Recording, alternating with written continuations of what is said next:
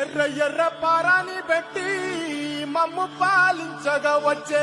గంగోరెను కా తల్లి నల్ల నల్ల కాటుగా పెట్టి మమ్ముదయ చూడగా వచ్చే గంగోరెను కా తల్లి కల్లు కల్లు గజలు కట్టి మమ్ము నడిపించగా వచ్చే